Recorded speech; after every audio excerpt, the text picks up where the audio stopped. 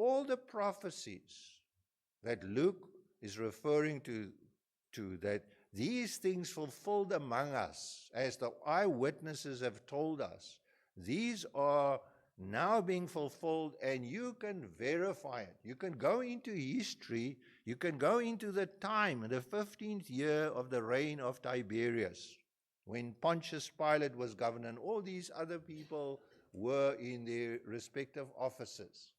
And it's a historical event. It's something that happened in real time, in real place, with real people, in real history. And Luke sets that out for us in his gospel again and again, showing us how these prophecies were fulfilled at a certain time. He himself wasn't there. Remember, he's a friend, the right-hand man of the Apostle Paul. And so you can hear the Apostle Paul's use of the Old Testament as he instructs Luke as his friend, and Luke travels with him, and he writes in his gospel, and you can almost see through Luke's eyes the gospel of Paul.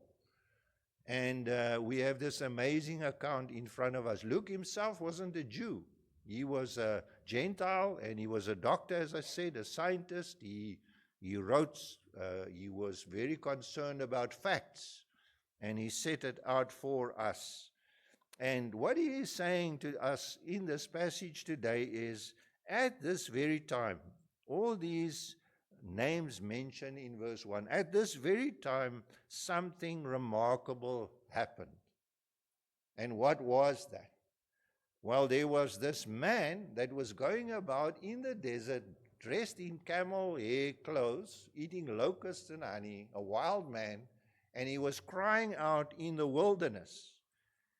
And he was called the Voice.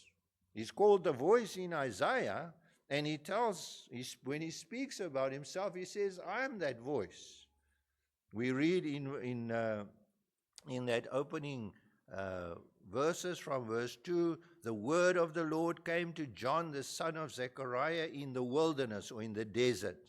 He went into all the country around the Jordan, preaching a baptism of repentance for the forgiveness of sins, as it is written in the book of Isaiah the prophet, a voice of one calling in the desert, prepare the way for the Lord. So the word of God came to him, just like all the other Old Testament prophets. And Jesus says he is the last prophet. He is the last Old Testament type prophet. After him, the kingdom comes. And he says John is the last of the prophets. And we hear the same phrase throughout the prophets. The word of God came to John, and he speaks what he has been told. And he preaches a baptism for the repentance of the forgiveness of sins. But he stresses the fact that he is simply the voice. And I will teach you a Greek word today so you can know. It's called phone. Phone. You know, a phone. He's the phone. He's the phone, crying out in the wilderness, preaching baptism.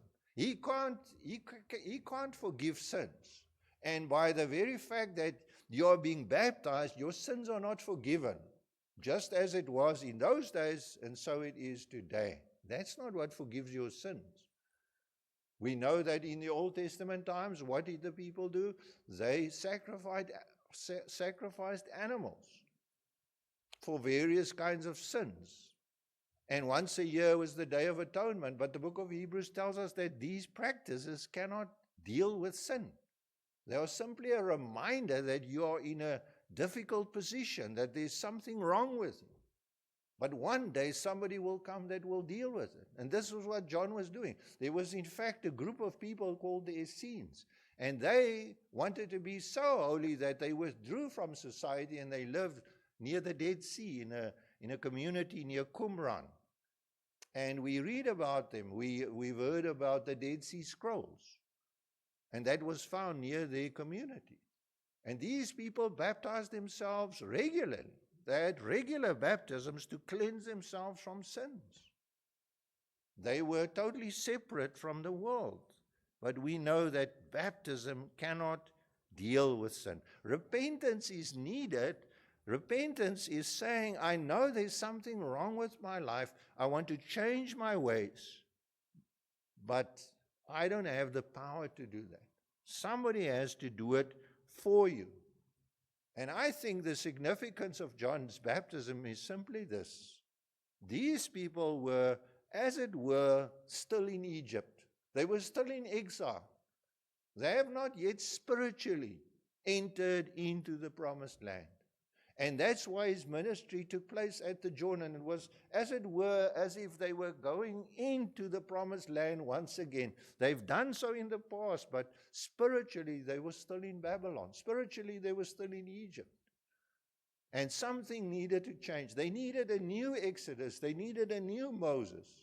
They needed a new covenant. And that is what John was preparing them for. And so we read that there is someone following after him. There's someone following after the voice in the prophecy of Isaiah. And John says who that is. He says, I'm preparing the way for someone who's coming after me. And the person that is the Lord. We read in verse 4 of Luke 3, it says, as it is written in the words of Isaiah the prophet, a voice of one calling in the desert, prepare the way for the Lord, make straight paths for him. Now, one has to understand what this word, the Lord, means. We may read it in our English Bible as like sir or master or something like that. We have in the UK, we have the House of Lords. In Holland, we have in the past, we had the Here 17. They weren't gods. They were simply called lords. But this is not the kind of word that this word Lord means. This is the Greek word kurios, which may mean master, but it also means God. That's literally what it means, because it's taken from the Old Testament. And John is referring to the prophecy of Isaiah. And in Isaiah it says, prepare the way for Yahweh. That's literally what it says. Prepare the way for Yahweh. And so he is using this because they don't say the name of Yahweh. Isaiah doesn't. He says the Lord, and so does Luke. He uses the word Lord. And that is what it means. When Jesus comes, he is not simply the master. He's not the sir. He is the divine deliverer that God has sent. He's called also in Isaiah 40, our God. Eloheinu. He is the one who prepares, who John is preparing the way for. And you see, this is the thing, my dear friends. John can baptize with water just like an Old Testament priest can let you come and sacrifice your lamb or your goat. Or you can sacrifice a bull once a year. But they can't deal with sin. And so John tells us, he says, I baptize in verse 16 with water.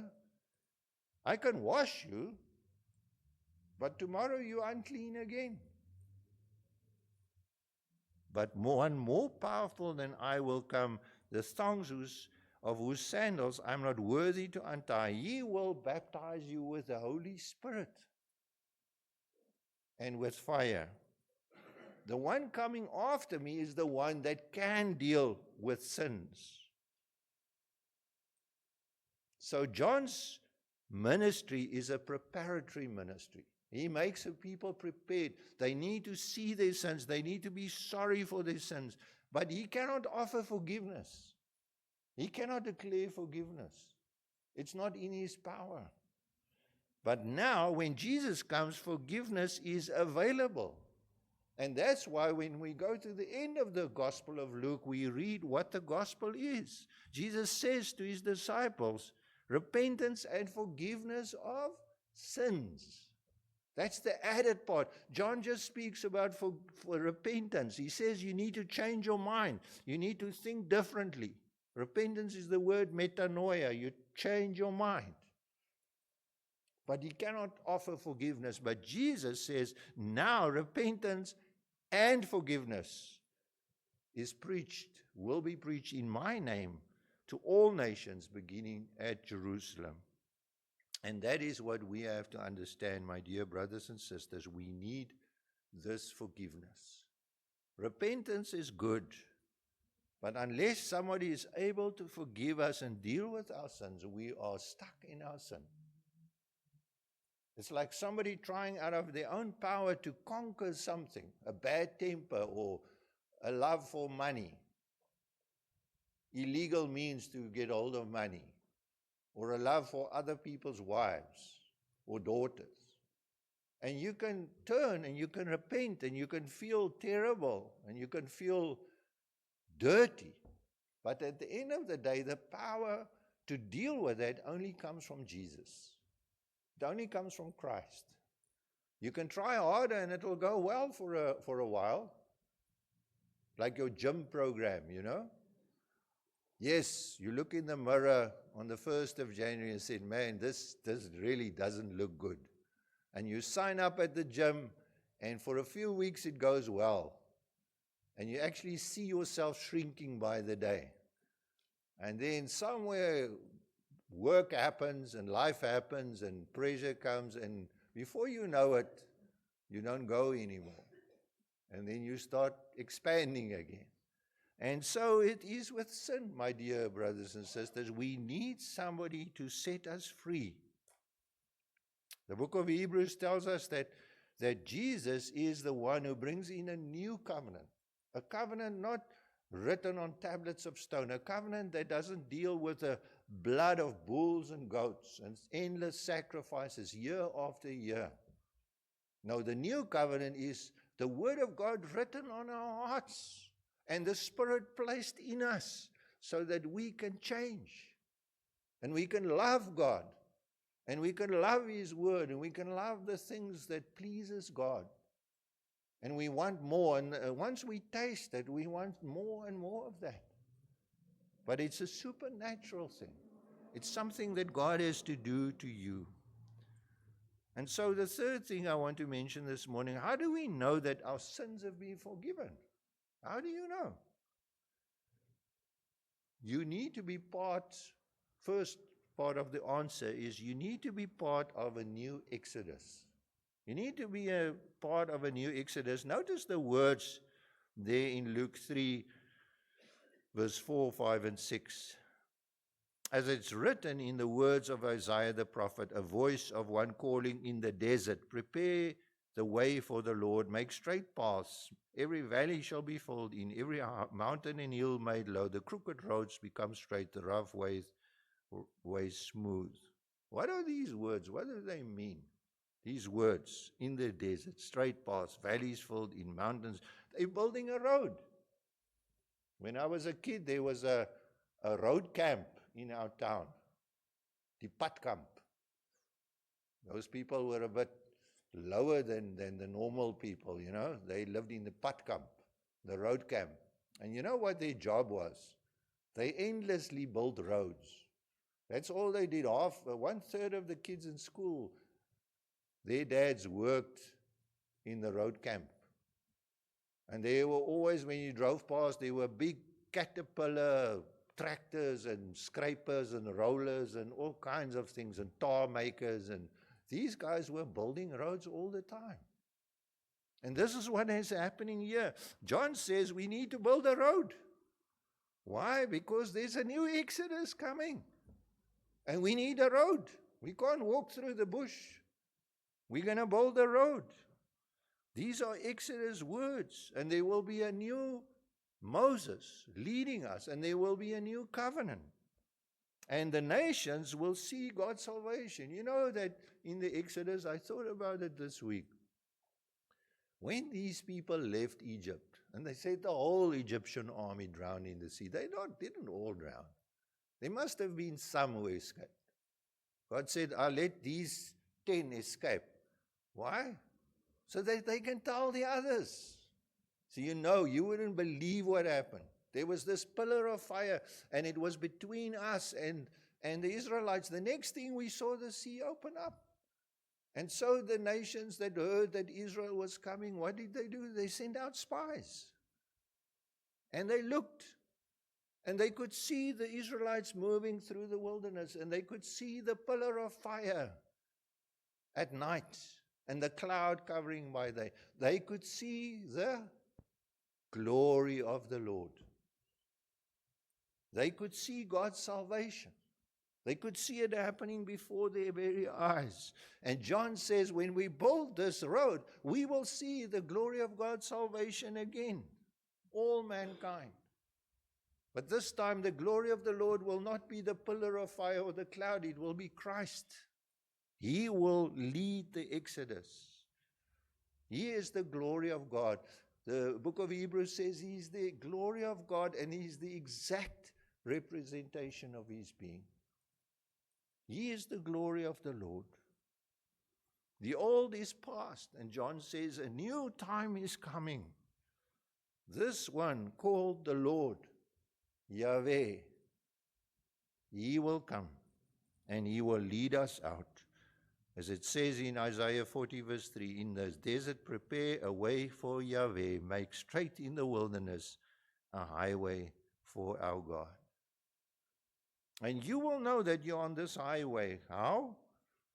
Because of your fruit. Because of the fruit you bear. As we read this morning in Isaiah 35, this highway is there. Anyone can go up on it.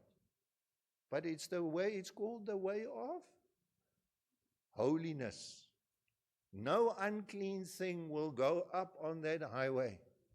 And this highway leads to Zion.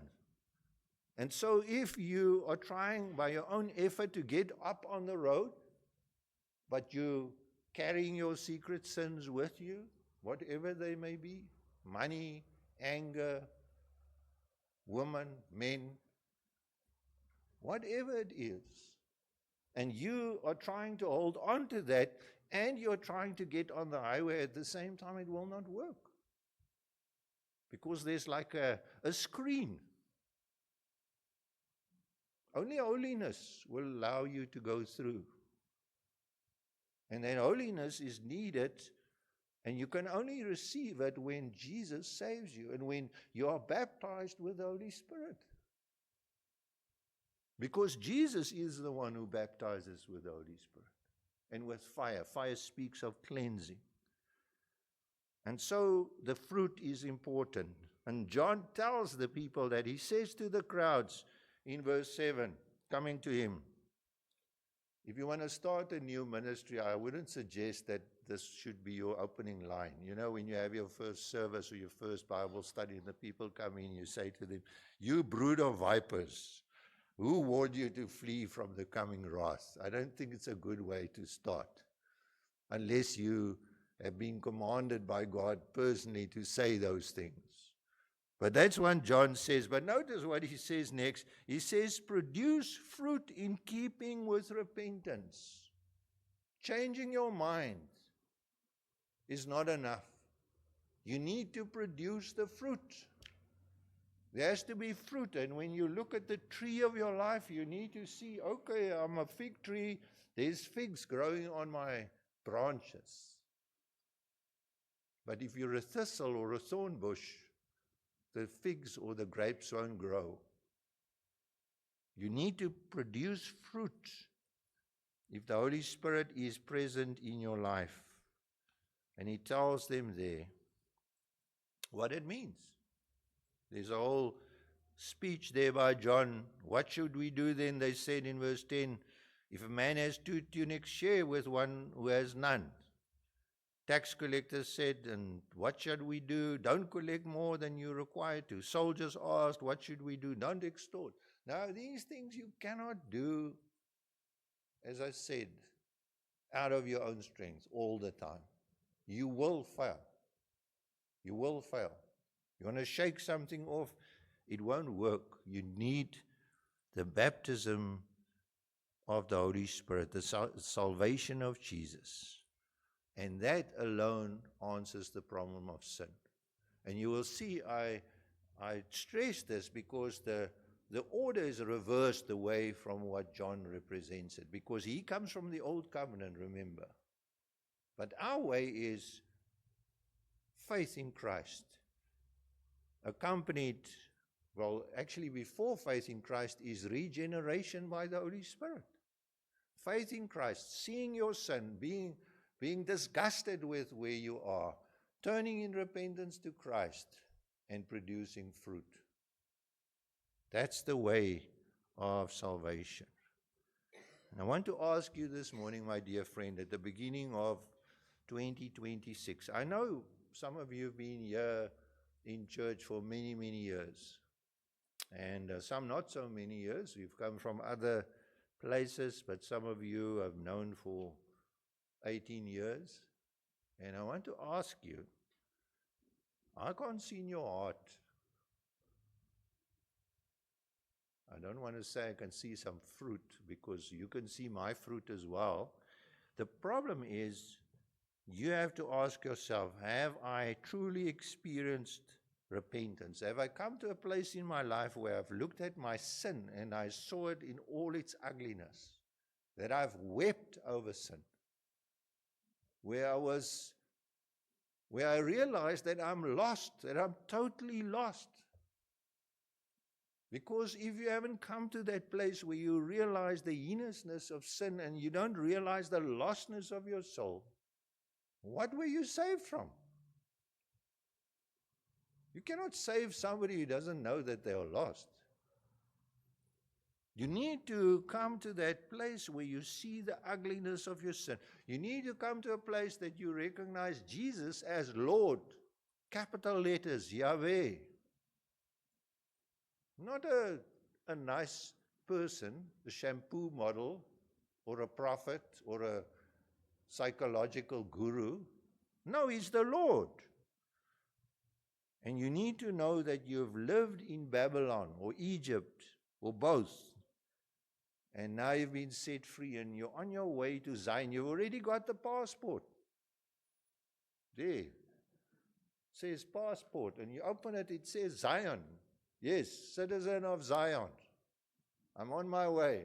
All I need to go finally is I have to die. Die here. But you don't die really. You know what Jesus says? You don't die. He who believes in me never dies. And you see the fruit in your life. That's the final test. I produce fruit in keeping with repentance. And that's John's message for today. Amen.